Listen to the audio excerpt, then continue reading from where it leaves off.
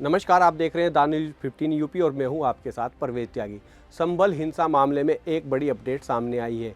ये अपडेट पाकिस्तान का कनेक्शन संभल हिंसा में होने की बात की पुष्टि करती है।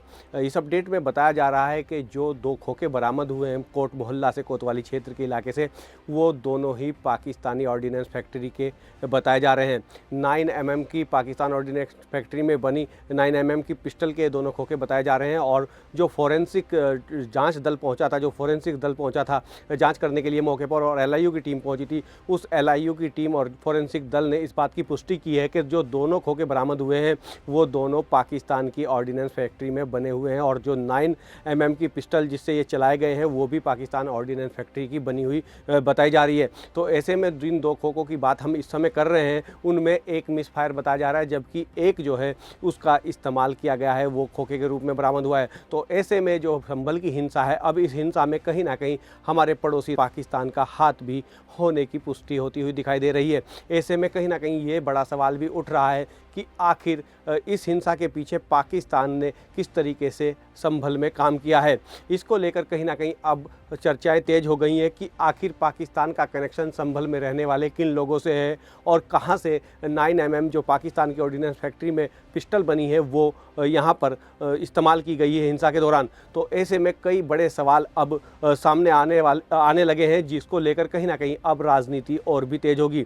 जिससे साफ तौर पर देखा जा रहा है कि जिस तरीके की बात फोरेंसिक जांच दल और LIU की टीम कह रही है, जिसने कोट मोहल्ले में मौके पर जांच की है पूरे मामले की, उसमें जो खोखे बरामद हुए हैं वो पाकिस्तान के बताए जा रहे हैं साफ तौर से। तो ऐसे में अगर पाकिस्तान का इनपुट इस घटना से जुड़ा है, कहीं ना कहीं पाकिस्तान का इस संभल के मामले में इनपुट मिलता हुआ दिखाई दे रहा है पुलिस प्रशासन को, तो कहीं ना कहीं अब इस पर राजनीति तेज होगी, क्योंकि संभल का जो इलाका है वो कहीं ना कहीं मुस्लिम बाहुल माना जाता है। तो ऐसे में जो ताल्लुक़ है पाकिस्तान से होने का, जिस तरीके की बात प्रशासन कह रहा है, ऐसे में अब माहौल संभल का और गर्मा सकता है। क्योंकि अभी तक की जो बात सामने आ रही थी उसमें साफ तौर से ये कहा जा रहा था कि जो 5 लोगों की मौत हुई है उसमें विपक्षी आरोप लगा रहा था कि वो पुलिस की गोली से हुई है, लेकिन कहीं ना कहीं पुलिस प्रशासन इस बात से इनकार करता हुआ दिखाई पड़ रहा था। अब ऐसे में जिस तरीके से 9 mm की पिस्टल के जो 2 खोखे बरामद हुए हैं पुलिस को, फोरेंसिक टीम को, LIU को, वो कहीं ना कहीं जाँच के घेरे में आ गए हैं। इससे ऐसा लग रहा है कि जो पूरी की पूरी जो हिंसा है उसकी स्क्रिप्ट